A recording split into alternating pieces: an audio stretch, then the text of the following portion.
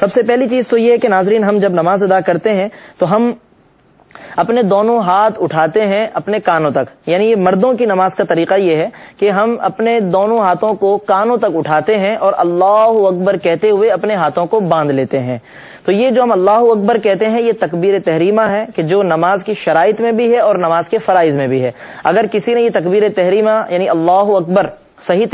طریقے سے ادا نہیں کی تو ظاہر ہے کہ پھر جو بنیادی شرط ہے وہی صحیح طریقے سے ادا نہیں ہوگی تو اس کی نماز کا آغاز بھی نہیں ہو سکے گا. تو دونوں ہاتھوں کو بھی صحیح طریقے سے اٹھایا جائے کہ قبلے کی طرف ہوں اور انگوٹھوں کے کنارے کانوں کی لو سے لگ جائیں. تو اس طریقے سے ہم اپنے نماز کا آغاز کریں کہ جو اس کی سنتیں ہیں یا جو اس کی بنیادی ضروریات ہیں ہم اس کو پورا کریں. اس کے بعد ناظرین، ہم چونکہ تکبیر تحریمہ جو کہتے ہیں یا ہم تلاوت کرتے ہیں تو یہ کھڑے ہو کر ہم تلاوت کرتے ہیں. تو کھڑے ہونے میں بھی ہمیں احتیاط کی ضرورت ہے، توجہ دینے کی ضرورت ہے، کیونکہ ہم اپنے طریقے سے کھڑے ہو جاتے ہیں، بے توجہی کے ساتھ کھڑے ہو جاتے ہیں. ہم اپنے پاؤں میں بھی غور نہیں کرتے کہ ہمارے پیر کس طرف ہیں، جبکہ ہمیں قرآن مجید نے حکم فرمایا کہ فَوَلِّ وَجْهَكَ شَطْرَ الْمَسْجِدِ الْحَرَامِ، اپنی پوری ذات کو تم مسجد حرام کی طرف کر لو. یعنی قبلہ رخ ہونا جو ضروری ہے وہ ہمارے پورے جسم کے لیے ہے. تو جس طریقے سے ہمارا چہرہ، ہمارا سینہ، ہمارا پورا جسم قبلے کی طرف ہوتا ہے ناظرین، اسی طریقے سے ہمارے پیر جو ہیں وہ بھی بالکل قبلے کی طرف ہونے چاہیے. بعض لوگ اس طریقے سے نماز میں کھڑے ہوتے ہیں کہ ان کے پیروں کا جو رخ ہے وہ قبلے سے ہٹ کر ہوتا ہے، بالکل ترچھے پیروں کے ساتھ وہ کھڑے ہوتے ہیں. یہ طریقہ درست نہیں ہے، نماز کے آداب کے خلاف ہے. لہٰذا ہم نماز میں اس طریقے سے کھڑے ہوں کہ ہمارے دونوں پیر قبلے کی طرف ہوں، اور پھر جب ہم اپنے ہاتھ تکبیر تحریمہ کے لیے اٹھائیں تو وہ بھی قبلے کی طرف ہوں، اور صحیح تلفظ کے ساتھ اللہ اکبر، یہ صحیح تلفظ ہے، ہم یہ تلفظ کے ساتھ اللہ اکبر کہتے ہوئے اپنے ہاتھوں کو نیچے لائیں. اور مرد حضرات کے لیے طریقہ بیان کیا جا رہا ہے کہ وہ ناف کے نیچے اپنے دونوں ہاتھوں کو باندھ لیں. اور اس کا طریقہ یہ ہے کہ پہلے اپنے اس الٹے ہاتھ کو ناف کے نیچے رکھ لیں اور پھر سیدھے ہاتھ کو اس کے اوپر لا کر اپنے اس گٹے سے اس کو گرفت میں لے لیں، اس طریقے سے کہ 3 انگلیاں یہ کلائی کے اوپر رہیں گی اور جو چھوٹی انگلی اور انگوٹھا ہے اس سے اس کلائی کو گھیرا ڈال دیا جائے گا. اس طریقے سے ہم اپنے ہاتھ کو باندھ لیں تو یہ ہاتھ باندھنا کہلاتا ہے. اور یہ نماز کی تمام سنتیں ہیں. ان میں کچھ چیزیں جو فرائض میں سے ہیں وہ بھی اس کے اندر شامل ہیں، کچھ واجبات ہیں وہ بھی اس کے اندر شامل ہیں، اور کچھ چیزیں سنتوں میں سے ہیں. اس وقت آپ کے سامنے ہم نماز کا طریقہ بیان کر رہے ہیں تاکہ جب ہم نماز ادا کریں تو اس کی روشنی میں ہم اپنی نماز کو صحیح طریقے سے ادا کر سکیں. ناظرین، پھر اس کے بعد ہم ثنا پڑھتے ہیں. یعنی ثنا کے اندر بھی ہمیں اس بات کا اہتمام کرنے کی ضرورت ہے کہ ہمارے تلفظ ٹھیک ہوں، جو الفاظ ہم ادا کر رہے ہیں وہ درست طریقے سے ہم پڑھیں. کئی لوگ ایسے بھی ہوتے ہیں کہ جو ایک رٹی رٹائی ثنا کو یاد کر لیتے ہیں، سبحانک اللہم و بحمدک، اور پورے الفاظ پڑھتے ہیں مگر ان کو وہ صحیح تلفظ نہیں آتے ہیں، غلط سلط الفاظ، غلط سلط تلفظ کے ساتھ پڑھتے ہیں. ناظرین، ہمیں اس بارے میں بھی اصلاح کرنے کی ضرورت ہے. ہم اسکرین پر اس وقت ثنا کو ملاحظہ کر رہے ہیں، میں اس کے تلفظ کے ساتھ اس کو آپ کے سامنے پڑھ رہا ہوں تاکہ ہم اس کے ساتھ ساتھ ہم اپنے تلفظ کی اصلاح کریں. سبحانک اللہم و بحمدک وتبارک اسمک وتعالی جدک ولا الہ غیرک. ایک مرتبہ دوبارہ اس کو آپ سماعت فرما لیں اور اپنے تلفظ کی بھی اصلاح کرنے کی کوشش کریں. ہو سکے تو میرے ساتھ آپ حضرات بھی مل کر پڑھیں تاکہ ہماری اصلاح ہو سکے. سبحانک اللہم وبحمدک وتبارک اسمک وتعالی جدک ولا الہ غیرک. ناظرین، یہ ہے ثنا سبحانک اللہم، جو کہ نماز میں سنت ہے. چاہے ہم اپنی اکیلی نماز پڑھیں تب بھی اور امام کے پیچھے پڑھیں تب بھی یہ ثنا پڑھنا بہرحال سنت ہے. اس کے بعد ناظرین پھر ہم سورہ فاتحہ پڑھتے ہیں اور اس کے ساتھ کوئی ہم سورت ملاتے ہیں، اور سورہ فاتحہ اور سورت ملانے کے بعد پھر ہم اللہ اکبر کہتے ہوئے رکوع میں جاتے ہیں. بعض لوگ یہ کرتے ہیں کہ اللہ اکبر پورا کہہ دیتے ہیں کھڑے کھڑے اور پھر رکوع میں جاتے ہیں. بعض لوگ رکوع میں چلے جاتے ہیں اور پھر اللہ اکبر کہتے ہیں. صحیح طریقہ یہ ہے کہ ہم اللہ اکبر کہتے ہوئے رکوع میں جائیں. یعنی جب ہم رکوع کے اندر جا رہے ہوں تو اللہ اکبر کی ادائیگی بھی صحیح تلفظ کے ساتھ ہو رہی ہو. یہ نماز کا بہتر طریقہ ہے. اس کے بعد پھر رکوع میں جب ہم جاتے ہیں تو اس میں بھی بہت سارے آداب ہیں. سب سے پہلی بات یہ ہے کہ جو مردوں کی نماز کا طریقہ یہ ہے کہ وہ اپنے گھٹنوں کو صحیح سے پکڑ لیں اور اپنی ٹانگوں کو بالکل مضبوطی کے ساتھ اس طریقے سے کھڑا رکھیں کہ ان میں کوئی لچک اور نرمی نہ ہو، اور اپنے انگلیوں سے اپنے ہاتھوں سے گھٹنوں کو مضبوطی سے گرفت میں لے لیں، اور اپنے پیروں کا جو رخ ہے وہ بھی سیدھا رکھیں کہ جیسے نماز ہم نے شروع کی تھی قبلے کی طرف رخ کر کے، تو اسی طریقے سے اپنے پیروں کا رخ بھی بالکل سیدھا رکھیں، اور اپنی پشت جو ہم رکوع میں جب گئے ہیں تو پشت بھی ناظرین بالکل سیدھی ہونی چاہیے، اور اس طریقے سے سیدھی کہ جو سر ہے ہمارا وہ بھی پشت سے اونچا یا نیچا نہ ہو، یعنی سر اور پشت کی لیول بالکل برابر ہو، اس طریقے سے کہ اگر کوئی پیالہ رکھ دیا جائے پانی سے بھرا ہوا تو وہ گرنے نہ پائے، اس طریقے سے بالکل رکوع سیدھا ہونا چاہیے۔ بعض لوگوں کو ہم دیکھتے ہیں کہ وہ رکوع میں ہلکا سا جھکتے ہیں، پشت بھی سیدھی نہیں کرتے، اگر پیالہ رکھا جائے تو وہ بھی نیچے گر جائے گا، پانی بھی گر جائے گا، اس طریقے سے بعض لوگ رکوع کرتے ہیں، اور بعض لوگوں کو دیکھتے ہیں کہ وہ بالکل رکوع کے اندر اتنا جھک جاتے ہیں کہ وہ لیول نیچے کی طرف چلا جاتا ہے۔ تو یہ دونوں طریقے درست نہیں ہیں، صحیح طریقہ یہ ہے کہ ہم بالکل سیدھے طریقے سے رکوع کریں کہ ہماری پشت اور ہمارا سر یہ دونوں کے دونوں برابر ہوں، یہ مردوں کے لیے، اور عورتوں کے لیے یہ ہے کہ وہ تھوڑا سا جھکیں گی اس طریقے سے کہ بالکل ان کی پشت اور سر نیچے کی طرف نہ جائیں، برابر نہ ہو، کہ یہ عورتوں کے لیے مناسب نہیں ہے۔ عورتوں کے طریقے میں ہم اس کو الگ سے علیحدہ سے بیان کریں گے تفصیل کے ساتھ ناظرین۔ مردوں کے لیے طریقہ یہی ہے کہ وہ بالکل اپنی پشت اور سر کے لیول کو برابر کر دیں۔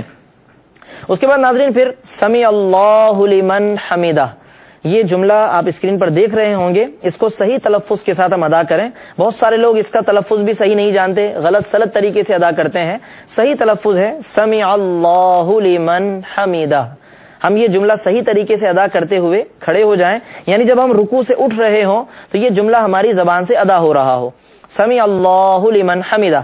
البتہ جب ہم امام کے پیچھے ہوں گے تو یہ جملہ امام کہے گا، اور ہم مقتدی جو ہیں وہ صرف ربنا لک الحمد کہیں گے، اور جب ہم اکیلے نماز پڑھیں گے تو ہم یہ دونوں جملے خود ہی کہیں گے، یعنی سمیع اللہ لمن حمیدہ کہہ کر جب ہم سیدھے کھڑے ہو جائیں تو اس کے بعد پھر ہم کہیں گے ربنا لک الحمد۔ یہ جملہ بھی ہمیں صحیح طریقے سے ادا کرنا چاہیے، ربنا لک الحمد۔ اس کے اندر بعض روایتوں میں اضافہ آیا ہے کہ ربنا لک الحمد حمدن کثیرا طیبا مبارکا فی۔ اگر موقع ہو تو امام کے پیچھے یہ جملہ بھی کہہ سکتے ہیں، بہت سارے لوگ اس جملے سے واقف ہوتے ہیں، وہ اس کو ادا بھی کرتے ہیں، کوئی حرج نہیں ہے بلکہ باعث ثواب ہے۔ نبی کریم صلی اللہ تعالی علیہ وسلم نے اپنے پیچھے کسی نمازی سے جب یہ جملہ سنا تو نماز کے بعد آپ صلی اللہ علیہ وسلم نے فرمایا کہ تم میں سے کس نے یہ جملہ ادا کیا، یعنی حمدن کثیرا طیبا مبارکا فی۔ تو ایک صحابی نے کہا کہ میں نے یہ جملہ کہا تھا، تو آپ صلی اللہ علیہ وسلم نے فرمایا کہ میں نے دوران نماز 30 سے زیادہ فرشتوں کو دیکھا کہ وہ اس نماز کی طرف لپک رہے تھے، یعنی وہ چاہتے تھے کہ اس نماز کو ہم اللہ کی بارگاہ میں لے جائیں۔ تو یہ نماز اللہ تبارک و تعالیٰ کی بارگاہ میں اتنی مقبول اور اتنی پسندیدہ ہوئی، اور یہاں یہ بھی پتہ چلا کہ نبی کریم صلی اللہ تعالیٰ علیہ وسلم دوران نماز اللہ تبارک و تعالیٰ کی تجلیات کو، اللہ تبارک و تعالیٰ کے انوار کو اور اس کے فرشتوں کو ملاحظہ فرمایا کرتے تھے۔ یہ نبی کریم صلی اللہ تعالیٰ علیہ وسلم کے نظر اور آپ کے علم کے کمال کی بھی دلیل ہے۔ تو اس سے معلوم ہوا کہ ربنا لک الحمد جو ہے وہ ہمیں اگر ہو سکے تو علی وجہ الکمال ادا کریں، یعنی ربنا لک الحمد حمدن کثیرا طیبا مبارکا فی، اور اگر کسی کو اس طریقے سے یاد نہ ہو تو یہ ربنا لک الحمد کہہ دینا بھی کافی ہے۔ بعض لوگ یوں کہتے ہیں ربنا ولک الحمد، یا بعض لوگ کہتے ہیں اللہم ربنا ولک الحمد۔ یہ تمام طریقے درست ہیں، ان میں کوئی حرج نہیں ہے، لیکن کوشش یہ کریں کہ جو بھی جملہ ہم ادا کریں تو وہ صحیح تلفظ کے ساتھ ناظرین ہم ادا کریں۔ ناظرین جو رکوع ہم نے کیا تھا اس کے اندر جو تسبیحات ہم پڑھتے ہیں وہ سبحان ربی العظیم، اس کا تلفظ بھی صحیح ہونا چاہیے، سبحان ربی العظیم۔ یہ سنت یہ کہ ہم کم سے کم 3 مرتبہ اور پھر زیادہ سے زیادہ جتنی مرتبہ بھی ہم ادا کریں یقیناً بہتر ہے۔ البتہ جب بھی ہم جہاں پر بھی اس تعداد کو ہم روکیں تو وہ طاق عدد میں ہونا بہتر ہے، یعنی 3 سے زیادہ میں پھر 5 ہے، 7 ہے یا 11 ہے، یا جتنی بھی تعداد میں ہو تو طاق میں ہونا بہتر ہے۔ ناظرین رکوع اور رکوع سے پھر کھڑے ہونے کے بعد ربنا لک الحمد کہنے کے بعد پھر ہم سجدے کی طرف جاتے ہیں، تو اس میں بھی بہتر یہ ہے کہ ہم اللہ اکبر کہتے ہوئے سجدے کی طرف جائیں، اور اس میں پھر بہتر طریقہ یہ ہے کہ جب ہم سجدے میں جائیں تو سب سے پہلے ہم اپنے گھٹنے زمین پہ رکھتے ہیں، پھر اپنے ہاتھوں کو زمین پہ رکھتے ہیں، اور اس کے بعد پھر اپنا چہرہ زمین پر رکھتے ہیں۔ یہ سنت طریقہ ہے۔ اس طریقے سے پھر ہم سجدے کے اندر جائیں اللہ اکبر کہتے ہوئے، اور کوشش کریں کہ اللہ اکبر کا جملہ تھوڑا سا دراز کریں اور اس کو سجدے کے اندر جا کر مکمل کریں۔ اور پھر سجدے میں جانے کے بعد اب اس کا طریقہ یہ ہے کہ جب ہم نے چہرہ اپنا سجدے میں رکھ دیا ہے تو ہماری پیشانی بھی اچھے طریقے سے زمین پر جمی ہوئی ہونی چاہیے، ناک بھی اچھے طریقے سے زمین پر جمع ہوا ہونا چاہیے، اور جو ہمارے دونوں ہاتھ ہیں ناظرین اس کا رخ بھی قبلے کی طرف ہونا چاہیے، اور جو ہماری کلائیاں اور کوہنیاں ہیں وہ قدرے زمین سے اٹھی ہوئی ہوں. یہ مردوں کے لیے نماز کا طریقہ ہے. اور جو پچھلا حصہ ہے وہ بلند ہونا چاہیے, اور جو دونوں پیر ہمارے سجدے میں ہیں ان کی انگلیاں بھی اچھے طریقے سے ہمیں موڑنے کی ضرورت ہے تاکہ ان انگلیوں کا رخ بھی قبلے کی طرف ہو جائے. یہ مکمل سجدہ ہے, اور سجدے کے اندر پھر ہم تسبیح پڑھیں سبحان ربی الاعلی صحیح تلفظ کے ساتھ, تاکہ وہ تسبیح بھی ہماری اللہ کی بارگاہ میں مقبول ہو سکے. کم سے کم 3 مرتبہ, اور زیادہ سے زیادہ جتنی بھی پڑھیں تو بہتر یہ کہ طاق عدد میں اس کو مکمل کریں. تو اس طریقے سے یہ ہم ایک سجدہ مکمل کریں, پھر ہم اللہ اکبر کہہ کر بیٹھ جائیں. بالکل اسی طریقے سے جیسے ہم التحیات میں بیٹھتے ہیں کہ ہم سجدے سے اٹھ کے جب بیٹھیں تو اپنا سیدھا پیر کھڑا کر دیں اور الٹا پیر بچھا کر ہم اس کے اوپر بیٹھ جائیں, اور دونوں ہاتھوں کو اس طریقے سے ہم رکھیں کہ ہمارے دونوں ہاتھ گھٹنے سے کچھ پیچھے ہوں. بعض لوگ اس طریقے سے بیٹھتے ہیں کہ گھٹنوں کو پکڑ لیتے ہیں. یہ طریقہ ناظرین درست نہیں ہے, نماز کے آداب کے خلاف ہے. تو ہاتھوں کو اس طریقے سے رکھیں سجدے سے جب بیٹھیں یا تحیات میں بیٹھیں کہ وہ گھٹنے سے کچھ پیچھے ہوں اور انگلیاں بالکل سیدھی ہوں قبلے کی طرف, تاکہ حتی الامکان ہم اپنے آپ کو قبلے کی طرف کریں. جہاں جہاں ہمارے لیے پاسبل ہو ہم اپنے آپ کو, اپنی انگلیوں کو, اپنے وجود کو قبلے کی طرف کر سکیں. یہ زیادہ بہتر ہے. ہم اچھے طریقے سے بیٹھیں اور اس میں تعدیل ارکان ہونا چاہیے, یعنی ہمیں اطمینان ہونا چاہیے کہ ہم بیٹھ گئے ہیں. بعض لوگ بڑی جلدی میں ہوتے ہیں, ہم بار بار بتا چکے ہیں کہ ایسی جلدی نماز میں شرعاً درست نہیں ہے, اس سے نماز کے فاسد ہونے کا خطرہ ہو جاتا ہے. لہذا ہم صحیح طریقے سے بیٹھیں, اور اس میں بہتر یہ ہے کہ ہم اللہم اغفر لی کہیں, اللہم اغفر لی, اے اللہ میری مغفرت فرما. ناظرین یہ بہت اچھا جملہ ہے کہ ہم اس 2 سجدوں کے درمیان اللہ سے اپنی بخشش اور مغفرت کی دعا کریں, یا اللہم اغفر لنا کہہ لیں, ہم سب کی مغفرت فرما. تو یہ جملہ ہم کہیں, اور اس کے بعد پھر ہم اللہ اکبر کہتے ہوئے دوبارہ دوسرے سجدے میں چلے جائیں, اور اس میں بھی پھر وہی معاملات ہیں کہ اپنے پاؤں کی انگلیاں اچھے طریقے سے موڑیں اور اپنی پیشانی اور ناک کو اچھے طریقے سے زمین پر جمانے کی کوشش کریں, اور اپنے دونوں ہاتھوں کا رخ, انگلیوں کا رخ بھی ہم قبلے کی طرف کریں, اور سجدے کے اندر پھر ہم سبحان ربی الاعلی کی تسبیح پڑھیں. تو یہ سجدے کا مکمل طریقہ ہے. ناظرین پھر اس کے بعد جب ہم دوسری رکعت مکمل کر لیتے ہیں تو دوسری رکعت کے بعد پھر ہم بیٹھتے ہیں. التحیات کے لیے تو ہم بیٹھنے کا بھی طریقہ ہم بتا چکے ہیں کہ ہم دونوں ہاتھ اس طریقے سے رکھیں کہ ہماری انگلیاں کچھ پیچھے ہوں, اور اس کے بعد پھر ہم التحیات پڑھتے ہیں. التحیات بھی ناظرین اس کا بھی ایک مکمل طریقہ ہے, اس کے بھی ہمارے تلفظ صحیح ہونے چاہیے. آپ اپنی اسکرین پر التحیات کو بھی ملاحظہ کریں گے, اور ابھی ہم آپ کے سامنے اس کو پڑھ رہے ہیں. جن حضرات کو شک ہو اپنے تلفظ اور ادائیگی کے حوالے سے وہ کوشش کریں ہمارے ساتھ مل کر پڑھنے کی, تاکہ ان کی ادائیگی بھی صحیح ہو سکے. التحیات للہ والصلوات والطیبات السلام علیکہ ایہا النبی ورحمۃ اللہ وبرکاتہ, السلام علینا وعلی عباد اللہ الصالحین, اشہد ان لا الہ الا اللہ واشہد ان محمدا عبدہ ورسولہ. ناظرین یہ التحیات پڑھنے کا طریقہ ہے. پھر اس کے اندر مختلف اور بھی باتیں ہیں کہ جیسے التحیات میں جو ہم اشہد ان لا الہ پہ انگلی اٹھاتے ہیں اس کا طریقہ کیا ہے, وہ کس طریقے سے اٹھائیں گے, پھر اس انگلی کو رکھنے کے بعد انگلیوں کو کس طریقے سے سیدھا کرنا چاہیے, اس کا کیا طریقہ ہے, اور سلام پھیرنے کا کیا طریقہ ہے, اور اس کے ساتھ ساتھ پھر عورتوں کی نماز کا کیا طریقہ ہے. ناظرین اس کو ہم اگلے ایپیسوڈ کے اندر شامل کریں گے. بہرحال آج جتنا ہم نے طریقہ بیان کیا ہے ناظرین کوشش کریں کہ یہ ہمارے ذہن میں رہے اور اس طریقے سے ہم اپنی نماز کو ادا کریں. اللہ تبارک و تعالی ہم سب کو عمل کرنے کی توفیق عطا فرمائے. آمین. وآخر دعوانا ان الحمدللہ رب العالمین. پھر آخر میں ہم نے آپ کے سامنے یہ بیان کیا کہ جب ہم نماز کو مکمل کرتے ہیں, چاہے وہ 2 رکعت والی نماز ہو یا 3 رکعت یا 4 رکعت, اس میں آخر میں جب ہم بیٹھتے ہیں یا 4 رکعت والی نماز میں جب 2 رکعت پر ہم بیٹھتے ہیں تو بیٹھنے کا طریقہ کیا ہے, اور اس بیٹھنے میں پھر کیا پڑھتے ہیں, وہ کیا کلمات ہیں اور کس طریقے سے ان کو پڑھا جاتا ہے. اسی پر ہماری گفتگو جاری تھی. کچھ مزید باتیں باقی ہیں وہ انشاءاللہ آج کے پروگرام میں ہم شامل کر رہے ہیں کہ جب ہم التحیات کے لیے بیٹھتے ہیں چاہے وہ دوسری رکعت میں یا چوتھی رکعت میں, تو وہ بیٹھنے کا طریقہ کیا ہے اس کو آپ نے گزشتہ پروگرام میں بھی ملاحظہ کیا, آج بھی آپ ملاحظہ کریں گے, اور مزید کچھ ضروری باتیں ہم آپ کے سامنے بیان کر رہے ہیں. سب سے پہلی بات تو یہ کہ جب ہم دوسری رکعت میں یا چوتھی رکعت میں التحیات کے لیے بیٹھتے ہیں تو ہمیں التحیات کے صحیح الفاظ اور کلمات یاد ہونے چاہیے. اسکرین پر آپ نے پہلے بھی ملاحظہ کیا اور آج بھی ملاحظہ کریں گے کہ التحیات کے جو کلمات ہیں وہ کلمات کیا ہیں اور ان کو ہمیں کس طریقے سے پڑھنا چاہیے. اور یہ کلمات ظاہر ہے کہ ہمیں احادیث مبارکہ میں اللہ کے رسول صلی اللہ تعالی علیہ وسلم نے تعلیم فرمائے ہیں، اور ہمیں اسی طریقے سے ان کلمات کو پڑھنا، ان کو ادا کرنا واجب ہے۔ اور وہ کلمات یہ ہیں کہ التحیات للہ والصلوات والطیبات، السلام علیک ایھا النبی ورحمۃ اللہ وبرکاتہ، السلام علینا وعلی عباد اللہ الصالحین، اشہد ان لا الہ الا اللہ واشہد ان محمدا عبدہ ورسولہ۔ ناظرین، یہ کلمات ہیں التحیات کے،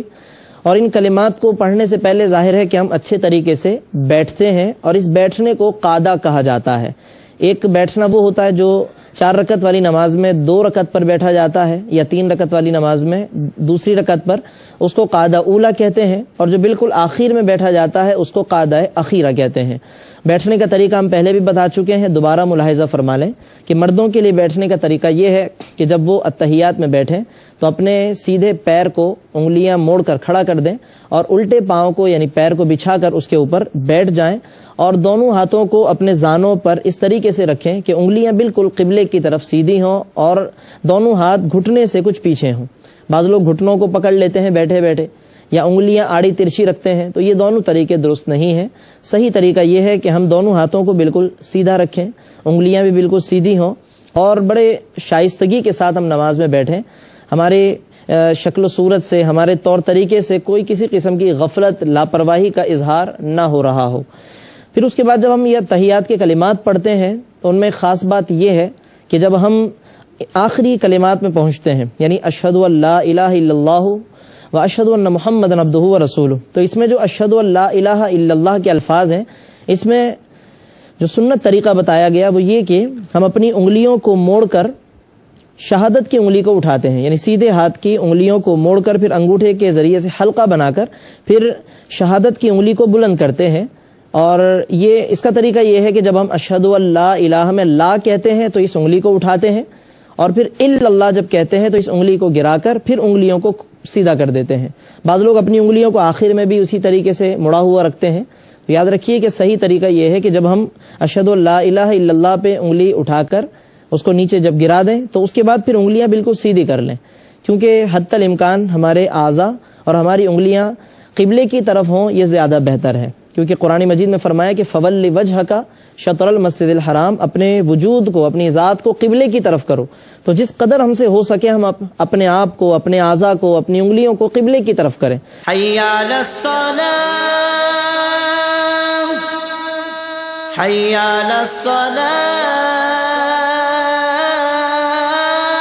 ضرورت کے تحت ہم نے اپنی انگلیوں کو موڑا، حلقہ بنایا، اب اس کے بعد وہ ضرورت ختم ہو گئی تو اب اس کے بعد انگلیوں کو ہم دوبارہ اپنی حالت پہ لوٹا دیں، تاکہ وہ جتنی دیر بھی قبلے کی طرف رہیں گی یہ یقیناً زیادہ بہتر اور مستحسن عمل ہوگا۔ تو یہ طریقہ ہے انگلی کو اٹھانے کا، اور اس میں پھر جو احادیث وارد ہوئی ہے وہ یہ کہ اس انگلی کو ہلایا نہ جائے۔ نبی کریم صلی اللہ تعالی علیہ وسلم کا جو معمول ہے سنن ابو داؤد کے اندر، تو راوی بیان کرتے ہیں کہ کان النبی صلی اللہ علیہ وسلم یشیر باصبعہ، نبی کریم صلی اللہ علیہ وسلم اپنی انگلی کو کے ذریعے سے اشارہ فرماتے تھے، اور فرمایا کہ ولا یحرکها، لیکن اس کو حرکت نہیں دیتے تھے، یعنی کہ پھر بار بار اس کو حرکت نہ دیں، ایک دفعہ اٹھانے کے بعد پھر اس کو جب الا اللہ کہیں تو اس کے بعد پھر انگلیوں کو سیدھا کر دیں، اور پھر اسی طریقے سے التحیات کو یا جس رکعت میں درود شریف وغیرہ پڑھنا ہوتا ہے پھر اس کو آخر تک مکمل کریں۔ ناظرین، التحیات کے اندر ایک اہم بات یہ بھی ہے کہ جب ہم اس التحیات میں السلام علیک ایھا النبی پڑھتے ہیں، یا اس سے پہلے جب ہم التحیات للہ والصلوات والطیبات پڑھتے ہیں، یاد رکھیے کہ التحیات للہ والصلوات والطیبات یہ اللہ تبارک و تعالیٰ کی تعظیم کے کلمات ہیں۔ ان کلمات میں ہم اللہ تعالیٰ کی حمد و ثنا کرتے ہیں، اور السلام علیک ایھا النبی ورحمۃ اللہ وبرکاتہ میں ہم نبی کریم صلی اللہ تعالیٰ علیہ وسلم پر سلام بھیجتے ہیں۔ یہاں پر یہ بات یاد رکھنی چاہیے کہ یہ اللہ تبارک و تعالیٰ کی بارگاہ میں تعریف کے کلمات پیش کرنا، التحیات للہ والصلوات کہہ کر، اور السلام علیک ایھا النبی کہہ کر نبی کریم صلی اللہ علیہ وسلم پر سلام پڑھنا، یہ کوئی حکایت نہیں ہے، یعنی ہم کسی واقعے کی حکایت کی نیت سے اس کو نہ پڑھیں کہ معراج میں ایسا ہوا تھا یا کوئی پیچھے حکایتاً ایسا ہوا تھا، بلکہ اس کو اس وقت سلام پڑھنے کی نیت سے ہی ہمیں السلام علیک ایھا النبی پڑھنا چاہیے۔ اسی طریقے سے اسی وقت اللہ کی تعریف اور حمد کرنے کی نیت سے التحیات للہ والصلوات والطیبات کے الفاظ کہنے چاہیے۔ یہ نیت کرنا اللہ تبارک و تعالیٰ کی تعریف میں کہ یہ کوئی حکایت ہوئی تھی، ہم اسی حکایت کے طور پہ اس کو نقل کر رہے ہیں، یا یہ سلام جو ہے وہ ایک حکایت یعنی ایک واقعہ ہوا تھا ہم اس کی حکایت کر رہے ہیں، تو یہ درست نہیں ہے۔ در مختار کے اندر فقہا نے اور فتاوی عالمگیری کے اندر اور دیگر کتب فقہ کے اندر علماء نے اس کو واضح طور پر بیان کیا ہے کہ آدمی اسی وقت سلام پڑھنے کی نیت کرے کہ میں اسی وقت اپنے آقا و مولا حضور سیدنا محمد مصطفیٰ صلی اللہ تعالیٰ علیہ وسلم پر سلام پڑھ رہا ہوں۔ اور یقیناً ایک امتی کی کتنی بڑی سعادت اور خوش نصیبی ہے کہ اسے نماز کے دوران بھی اپنے آقا و مولا صلی اللہ تعالیٰ علیہ وسلم پر سلام بھیجنے کا یہ شرف حاصل ہوتا ہے۔ اور یقیناً یہ نبی کریم صلی اللہ تعالیٰ علیہ وسلم کا اپنی امت سے تعلق ہے کہ امتی کسی بھی کونے میں ہو، دنیا کے کسی خطے میں ہو، وہ ہر جگہ سے نبی کریم صلی اللہ تعالیٰ علیہ وسلم کی بارگاہ میں سلام کا نذرانہ پیش کرتا ہے اور ان کو وہ مخاطب کرتا ہے، السلام علیکہ، اے نبی آپ پر سلام ہو۔ تو اس کا مطلب یہ کہ نبی کریم صلی اللہ علیہ وسلم اس سلام کو سماعت فرماتے ہیں اللہ کی عطا سے، آپ کی بارگاہ میں اس سلام کو پیش بھی کیا جاتا ہے، آپ سماعت بھی فرماتے ہیں۔ اور یقیناً نبی کریم صلی اللہ علیہ وسلم چونکہ رؤوف الرحیم ہے تو آپ کے شایع نشان یہی ہے کہ آپ اس کا جواب بھی پھر مرحمت فرماتے ہیں، اپنی امت کے حق میں آپ صلی اللہ علیہ وسلم دعائیں فرماتے ہیں۔ تو یہ بات بہت بنیادی ہے کہ جب ہم یہ سلام پڑھیں یا اللہ تبارک و تعالیٰ کی حمد و ثنا کریں تو اس میں کسی واقعے کی حکایت کی نیت نہ کریں، بلکہ اسی وقت حمد کرنے اور اسی وقت نبی کریم صلی اللہ علیہ وسلم کی بارگاہ میں سلام پڑھنے کی ہم نیت کریں۔ یہی طریقہ ہے جس کو علماء نے اپنی کتابوں کے اندر بیان فرمایا ہے۔ اس کے بعد پھر ناظرین جب ہم التحیات کو مکمل کرتے ہیں تو جن رکعتوں میں پھر ہمیں آگے درود شریف پڑھنا ہوتا ہے تو ان میں ہم درود شریف پڑھتے ہیں، اور درود شریف مکمل کرنے کے بعد پھر ہم دعائے ابراہیمی یعنی رب جعلنی مقیم الصلاۃ یا کوئی اور دعا ہم شامل کرتے ہیں۔ ناظرین درود شریف پڑھنا یہ نماز کے لیے سنت ہے، اور اسی طریقے سے آخر میں کوئی دعا پڑھنا یہ بھی نماز کی سنتوں میں سے ہے، جبکہ التحیات جو ہم پڑھتے ہیں یہ واجبات میں سے ہے۔ اس کا مطلب یہ ہے کہ اگر التحیات کسی کی رہ گئی یا اس میں کوئی کمی بیشی ہو گئی تو یہ واجب کو ترک کرنا لازم آئے گا، اور اس میں پھر سجدہ سہو لازم آئے گا۔ اور اگر کسی نے درود شریف چھوڑ دیا، یعنی جن رکعتوں میں اسے التحیات کے ساتھ ساتھ درود شریف ملانا تھا وہ درود شریف اگر اس نے ترک کر دیا یا دعا پڑھنی تھی وہ چھوڑ دی، تو ظاہر ہے کہ یہ سنت کا ترک ہے، اگرچہ یہ درست نہیں ہے کہ سنت کو چھوڑا جائے، لیکن یہ اس سے کوئی سجدہ سہو لازم نہیں آئے گا۔ کوشش یہی کرنی چاہیے کہ آدمی کو جن رکعتوں میں درود شریف پڑھنے کی تلقین فرمائی گئی ہے، دعا پڑھنے کی تلقین فرمائی گئی ہے، تو وہ بڑے اہتمام کے ساتھ ان رکعتوں میں التحیات مکمل کر کے پھر درود شریف بھی پڑھے اور پھر آخر میں دعا بھی شامل کرے۔ ناظرین یہ درود شریف درود ابراہیمی کہلاتا ہے، اور احادیث مبارکہ میں اس کا واضح طور پر ارشاد موجود ہے کہ جب صحابہ کرام رضوان اللہ تعالی علیہ مجمعین نے نبی کریم صلی اللہ تعالی علیہ وسلم سے پوچھا کہ یا رسول اللہ صلی اللہ تعالی علیہ وسلم، ہم نے یہ جان لیا کہ آپ پر ہم سلام کس طریقے سے پڑھیں، کیونکہ التحیات میں السلام علیکہ ایھا النبی جو ہم پڑھتے ہیں ظاہر ہے کہ وہ سلام کا طریقہ اس سے واضح ہو جاتا ہے۔ تو صحابہ نے عرض کیا کہ حضور ہم صلاۃ کس طریقے سے پڑھیں، یعنی کہ چونکہ دو حکم ہے قرآن مجید فرقان حمید میں، یا ایھا الذین آمنوا صلوا علیہ وسلموا، صلاۃ و سلام، تو سلام تو السلام علیکہ ایھا النبی کے اندر موجود ہے۔ پھر عرض کیا کہ صلاۃ ہم کس طریقے سے پڑھیں، تو اس کے جواب میں پھر نبی کریم صلی اللہ تعالی علیہ وسلم نے درود ابراہیمی کا حکم فرمایا۔ اس سے یہ معلوم ہوا کہ جو درود ابراہیمی ہے یہ خاص نماز کے حوالے سے صحابہ کرام رضوان اللہ تعالی علیہ مجمعین نے پوچھا تھا، اور نبی کریم صلی اللہ تعالی علیہ وسلم نے خاص نماز کے تناظر میں درود ابراہیمی کو بیان فرمایا۔ لہٰذا درود ابراہیمی کو نماز میں ہی عام طور پر پڑھا جاتا ہے، اگرچہ علیحدہ بھی پڑھنا منع نہیں ہے، لیکن کوشش کرنی چاہیے کہ جب علیحدہ سے ہم کوئی درود شریف پڑھیں تو ایسا درود شریف پڑھیں کہ جس میں صلاۃ اور سلام دونوں موجود ہوں، کیونکہ جب ہم نماز کے باہر درود شریف پڑھیں گے اور اگر اس میں درود ابراہیمی پڑھیں گے تو صرف اس میں صلاۃ ہے، اس میں سلام نہیں ہے۔ تو اس لیے علماء فرماتے ہیں کہ جب نماز کے علاوہ ہم کوئی درود شریف پڑھیں تو ایسا درود شریف پڑھیں کہ جس کے اندر صلاۃ اور سلام کے دونوں کے الفاظ موجود ہوں، تاکہ صلو علیہ وسلموا دونوں پر عمل ہو جائے۔ تاہم اگر کسی نے درود ابراہیمی پڑھ لیا نماز کے علاوہ تو بھی اس میں کوئی ایسا ممنوع کام نہیں ہے خدا نخواستہ کہ جس کو ناجائز کہا جائے، لیکن بہتر نہیں ہے۔ نماز کے اندر درود ابراہیمی اس لیے کافی ہو جائے گا کہ پہلے آدمی السلام علیکہ ایھا النبی کہہ کر سلام پیش کر دیتا ہے، لہذا اس کے بعد وہ درود ابراہیمی میں صرف صلاۃ پیش کرے تو اس میں کوئی حرج نہیں ہے کہ اس میں صلو علیہ وسلموا جو دو حکم دیے گئے ہیں ان دونوں پر آدمی عمل کر لیتا ہے۔ درود ابراہیمی میں آپ کے سامنے بیان کر دیتا دیتا ہوں، اسکرین پر بھی آپ اس کے کلمات کو ملاحظہ کریں گے، اور پھر اس کی روشنی میں ہم اپنی غلطی کی بھی اصلاح کر لیں۔ اگر کسی کے پڑھنے میں کوئی غلطی ہو تو جتنے بھی ہمارے دیکھنے والے ہیں، ناظرین ہیں، وہ اپنی اصلاح کر لیں۔ درود ابراہیمی کے الفاظ یہ ہیں: اللہم صلی علی محمد وعلی آل محمد کما صلیت علی ابراہیم وعلی آل ابراہیم انک حمید مجید، اللہم بارک علی محمد وعلی آل محمد کما بارکت علی ابراہیم وعلی آل ابراہیم انک حمید مجید۔ ناظرین، یہ دو درود شریف ہیں، ان دونوں کو ملا کر درود ابراہیمی کہا جاتا ہے، اور اس کا پڑھنا نماز میں سنت قرار دیا گیا ہے۔ اور ہم پہلے بتا چکے کہ اگر یہ سنت خدا نخواستہ کسی سے ترک ہو جائے، رہ جائے، تو نماز میں اس سے کوئی فرق واقع نہیں ہوگا، کوئی سجدہ سہو لازم نہیں آئے گا، لیکن بہتر یہی ہے کہ جن رکعتوں میں ہمیں یہ درود شریف پڑھنے کا حکم دیا گیا ہے تو ہم اس کو بڑے اہتمام سے پڑھیں، بہت توجہ کے ساتھ پڑھیں، اور نماز میں ظاہر ہے کہ جتنے بھی احکامات ہیں وہ پوری توجہ کے ساتھ ادا کرنے چاہیے۔ جب ہم اللہ تعالیٰ کی حمد و ثنا کریں تو اللہ تبارک و تعالیٰ کی حمد و ثنا کا تصور دماغ میں ہونا چاہیے۔ اسی طریقے سے جب ہم قرآن مجید کی تلاوت کریں اور اس میں جنت و دوزخ کا ذکر آ جائے تو وہ جنت و دوزخ کا تصور کرنا چاہیے۔ اسی طریقے سے اللہ تبارک و تعالیٰ کی رحمت یا عذاب کا ذکر آ جائے تو رحمت اور عذاب کا تصور کرنا چاہیے۔ اس طریقے سے نماز میں کچھ نہ کچھ، بلکہ یقیناً بہت حد تک خشوع و خضوع پیدا ہو سکتا ہے، اور اس سے نماز میں آدمی کو خود لذت محسوس ہونے لگے گی۔ اسی طریقے سے جب رکوع میں جائیں تو اللہ کی بارگاہ میں جھکنے کا تصور کریں، سجدے کے اندر جائیں تو اللہ تبارک و تعالیٰ کی بارگاہ میں اپنی پیشانی کو زمین پر رکھنے کا تصور قائم کریں۔ تو اس طریقے سے ہم نماز میں زیادہ سے زیادہ خشوع و خضوع پیدا کریں۔ پھر اتحیات جب پڑھیں تو اس میں اللہ تبارک و تعالیٰ کی حمد و ثنا کا تصور کریں۔ جب نبی کریم صلی اللہ علیہ وسلم پر درود و سلام پیش کریں تو آقا نامدار صلی اللہ تعالیٰ علیہ وسلم کا تصور کریں کہ ہم ان کی بارگاہ میں اللہ تبارک و تعالیٰ کے حکم سے نماز کے دوران ہم ان کی بارگاہ میں صلاۃ و سلام کا نذرانہ پیش کر رہے ہیں۔ السلام علینا وعلی عباد اللہ الصالحین پڑھیں تو اللہ تبارک و تعالیٰ کے نیک بندوں کی بارگاہ میں سلام بھیجنے کا تصور کریں۔ اسی طریقے سے پھر جب درود ابراہیمی پڑھیں تو درود ابراہیمی میں حضرت ابراہیم علیہ السلام کا ذکر بھی ہے، حضور نبی کریم صلی اللہ علیہ وسلم کا ذکر بھی ہے، اور پھر ظاہر ہے یہ ساری چیزیں اللہ تبارک و تعالیٰ کے حکم کا حصہ ہے، تو اللہ تبارک و تعالیٰ کے حکم کا تصور کریں، اس کے نیک بندوں کا تصور کریں۔ یقیناً ان نیک بندوں کے تصور سے نماز میں ایک خشوع و خضوع، ایک کیف پیدا ہوتا ہے، اور آدمی کی نماز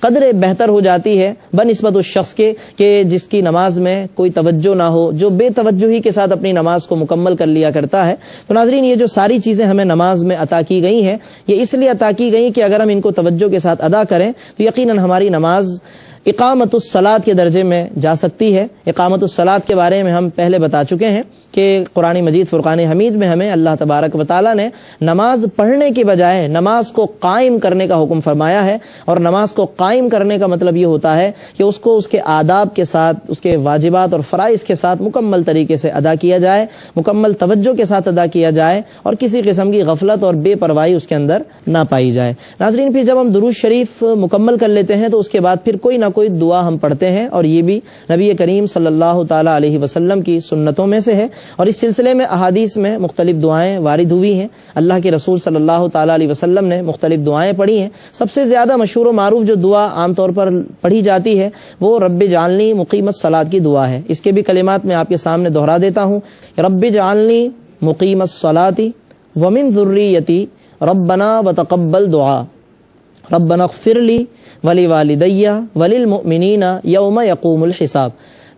اگر یہ دعا یاد نہ ہو تو کوئی اور دعا بھی پڑھ سکتے ہیں، بلکہ اس کے یاد ہونے کے ساتھ ساتھ کوئی اور دعا بھی پڑھنا جائز ہے۔ ربنا آتنا فی الدنیا حسنہ وفی الآخرۃ حسنہ وقنا عذاب النار، یہ دعا بھی پڑھ سکتے ہیں۔ اسی طریقے سے ایک مشہور و معروف دعا ہے: رب انی ظلمت نفسی ظلما کثیرا ولا یغفر الذنوب الا انت فاغفر لی مغفرۃ من عندک وارحمنی انک انت الغفور الرحیم۔ اور پھر نبی کریم صلی اللہ علیہ وسلم کی دعاؤں میں یہ کلمات بھی منقول ہیں کہ آپ صلی اللہ علیہ وسلم آخر میں یہ دعا بھی فرماتے تھے کہ اللہم انی اعوذ بک من المأثم والمغرم ومن فتنۃ المحیا والممات۔